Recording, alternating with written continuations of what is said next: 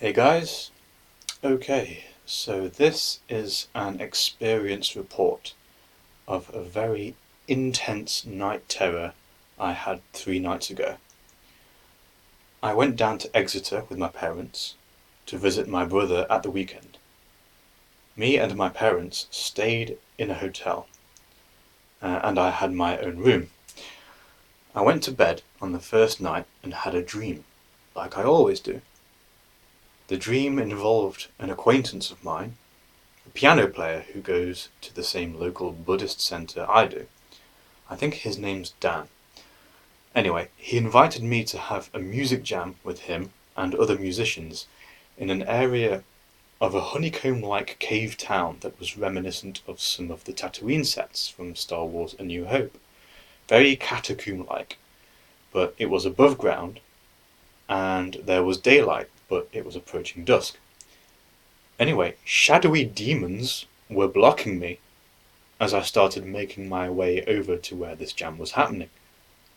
Then I came out of this dream into a hypnopompic state where I could feel a really dark, shadowy, demonic presence in my hotel room, pinning me down onto the bed, immobilizing me. This was really terrifying sleep paralysis.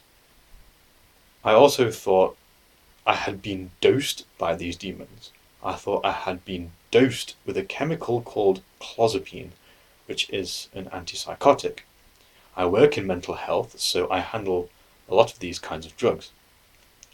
After I was spiked by these entities, I started to lose my mind. Words came into my mind like schizophrenia, psychotic episode, nervous breakdown, delirium, derealization, insanity. I was hallucinating these words. Clozapine. I hallucinated reaching over to an imaginary telephone on the bedside table. After much effort trying to move against the paralysis, and after much screaming out for help, I managed to roll over to the imaginary phone. I called the hotel desk to ring for an ambulance because I was having a psychotic breakdown, which is the opposite of what a substance like clozapine is supposed to do, because it is an antipsychotic. I tried so hard to scream, and I couldn't with the first few attempts.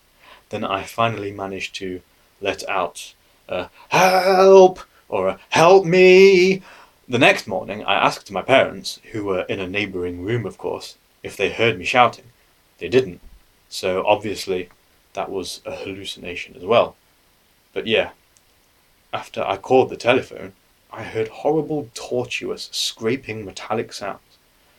A car had broken down in the hotel car park, and a tow truck had come to pick it up.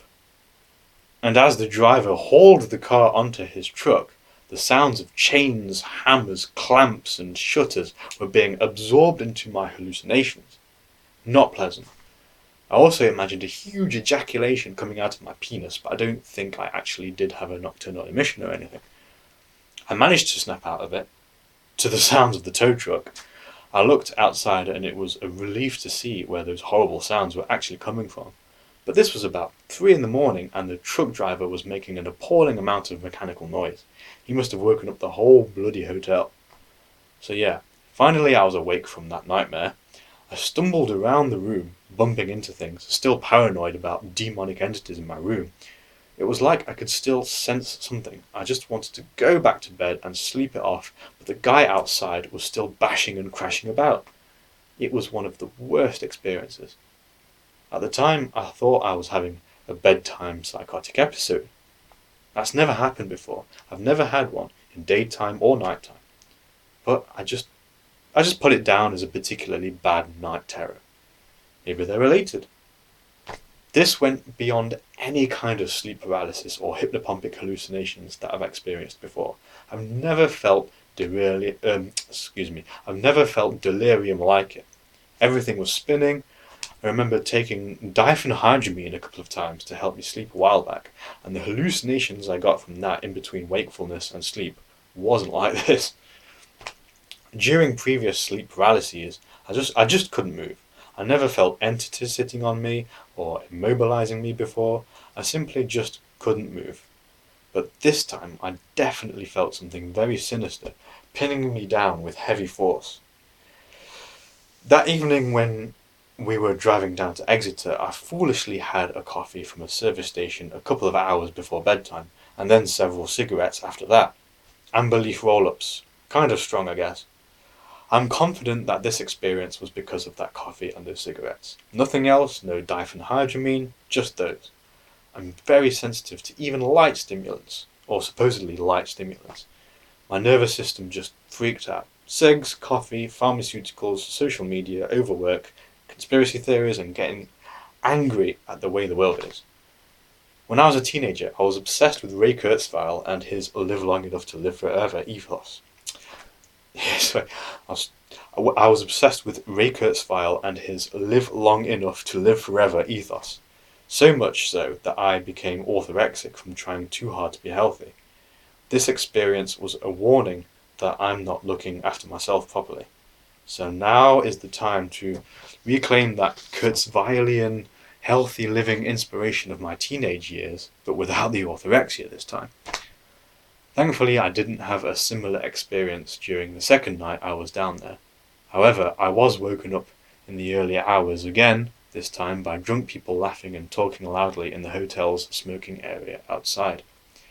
It's very interesting that the feeling of a malicious being sitting on you or holding you down is a common theme in art and literature inspired by the sleep paralysis experience.